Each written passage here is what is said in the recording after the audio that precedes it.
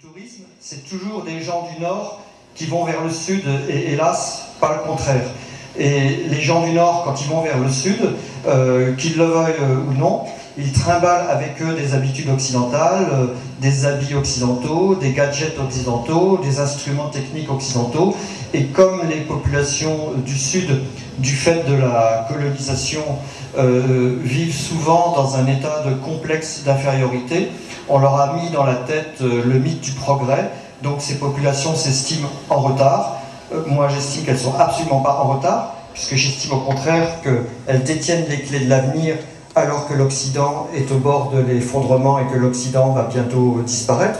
Donc je considère qu'à l'inverse, ce sont ces populations-là qui sont détentrices des clés du véritable progrès, c'est-à-dire d'un mode de vie épanouissant, compatible avec à la fois l'ethnodiversité et la biodiversité. Et donc je suis à la fois extrêmement critique par rapport à la notion de développement. Personnellement, je suis contre le développement, parce que pour moi, le développement, ça signifie la continuation, l'augmentation du système économique occidental. J'essaye de faire passer un nouveau concept, mais c'est difficile à expliquer. Comme je suis contre le développement, je suis pour l'enveloppement. L'enveloppement, c'est l'art de prendre peu de place à la surface de la Terre, de façon à ce que l'ensemble des espèces vivantes, animales et végétales, puissent également avoir le droit de vivre sur cette planète. Et le tourisme, on a tendance à excuser le tourisme en disant « oui, c'est normal, vous savez, de tout temps, les hommes ont voulu rencontrer les hommes ». Eh bien non, moi je ne partage pas ce point de vue sur le tourisme. Un peuple normal, c'est un peuple heureux, et les peuples heureux, ils n'ont pas besoin de bouger tout le temps, ils n'ont pas la bougeotte, ils ne sont pas toujours saisis par ce délire pathologique d'être tout le temps dans la distraction, dans le divertissement, d'en vouloir fuir la réalité des problèmes atroces de notre monde actuel. Je rappelle que distraction, c'est être tracté hors de soi-même, donc c'est fuir les problèmes, et diversion, c'est aussi à la base un vocabulaire militaire.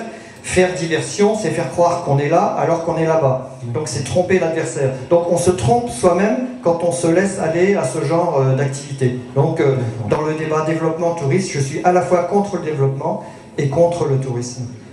Quelle serait l'équité pour vous?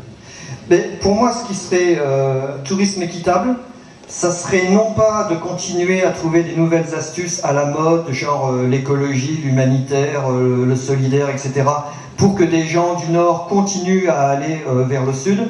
L'équitable, ça serait d'aider des gens du Sud à visiter la face cachée du monde occidental dans le Nord pour comprendre à quel point notre monde est une horreur et une absurdité. C'est-à-dire aider les gens du Sud à découvrir la face cachée du monde industriel, ce qui se passe dans les arrière-boutiques. Voilà, les Maliens nous disent, vous avez les montres, nous on a le temps. Je crois que c'est vraiment ça qui est important. C'est-à-dire comment considérer ou comment concilier un voyage solidaire de 2 semaines en prenant le temps d'échanger, de connaître la culture, de voir les différences pour comprendre aussi la nôtre et prendre du recul, et proposer du tourisme, parce qu'on est quand même là aussi pour proposer un voyage, du plaisir, une découverte, parce que le voyage il est aussi là. Et donc c'était pour nous concilier ce solidaire avec aussi la rencontre avec des peuples différents. Donc nous, par rapport à l'association, ce qu'on a fait, c'était une contribution financière, c'est-à-dire que chaque voyageur, on était 9, a contribué financièrement à soutenir des projets locaux. Donc c'est une association de femmes qui est à Mopti, qui s'occupe de leur quartier, qui nettoie leur quartier. Donc nous, ça a été de l'achat de matériel sur place, mais ça a aussi été un échange d'expériences. Il y avait des infirmiers qui sont venus avec nous, on a visité les hôpitaux, de savoir-faire, d'expérience, tout simplement, j'allais dire. Et puis aussi une rencontre d'un pays, d'un peuple, le festival sur le Niger, qui est un événement culturel de musique, où nous, on a été voilà, à l'écoute de musiciens maliens, à l'écoute d'artistes africains. Donc voilà, tout ça pour dire, là aujourd'hui, je ne veux pas rentrer plus dans le détail du tourisme solidaire tel qu'on l'a fait, mais moi le débat il va au-delà de ça, c'est que c'est exactement ça, quand on n'a pas le droit de faire subir notre type de tourisme là je parle de l'Afrique, c'est arrêter ce sentiment, enfin cet état de servitude. Voilà, il n'y a pas de différence nord-sud, c'est de la rencontre des hommes et de comprendre nos différences pour aussi nous dire, nous, voilà, on est où, on en est où dans notre société, et c'est vraiment ce débat-là, je crois, qui est le plus important aujourd'hui, quoi.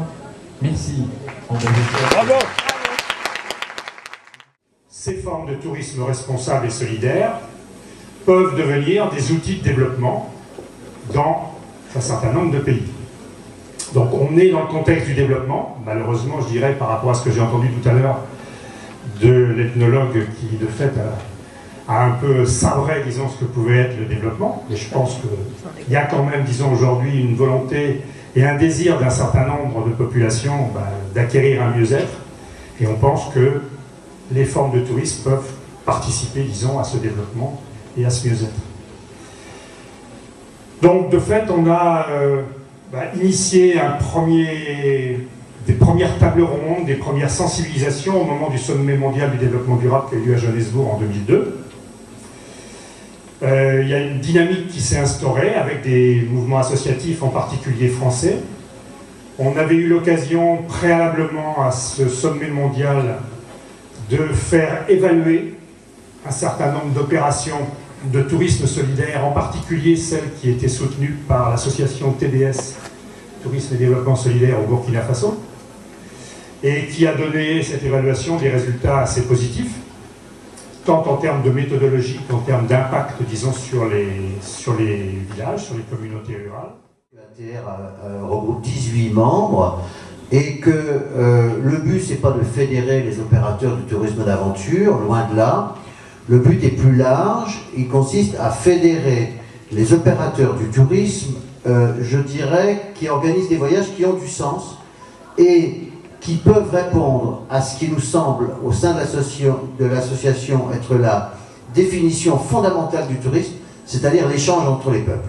Par rapport à ce que disait Alice Bailly tout à l'heure, où il disait qu'un des opérateurs d'ATR proposait des 4x4 dans le désert. Alors est-ce que c'est responsable ?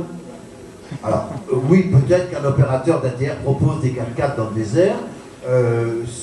Moi, personnellement, je ne trouve pas ça extrêmement génial. C'est une forme de tourisme qui existe. Il y a une demande qui existe dans cette nature. Franchement, je préférerais qu'ils aillent ailleurs que dans le désert, ou en tout cas dans des endroits très précis, oui, etc., à l'avance. Moi, personnellement, je ne suis pas pour. La certification ne porte pas sur ce qu'organise l'opérateur. Elle porte sur la façon dont il l'organise. C'est quand même différent. D'accord, merci beaucoup.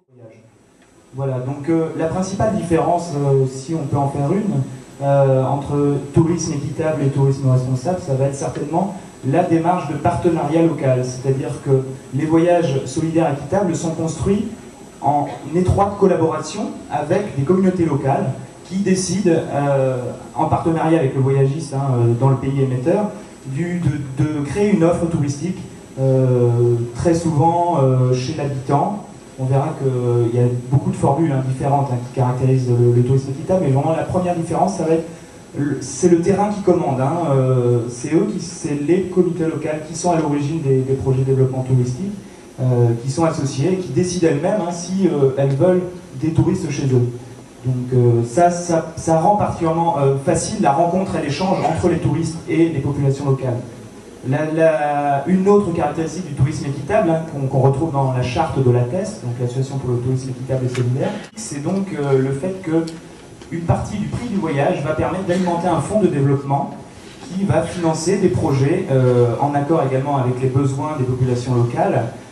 Ça peut être financer la formation d'un guide débutant, ça peut être aussi très très large, ça peut être la construction d'un puits, voilà. Ça c'est garanti, l'ensemble de l'offre de tourisme équitable garantit qu'il y aura une partie au minimum du voyage qui va permettre de financer les projets de développement localement.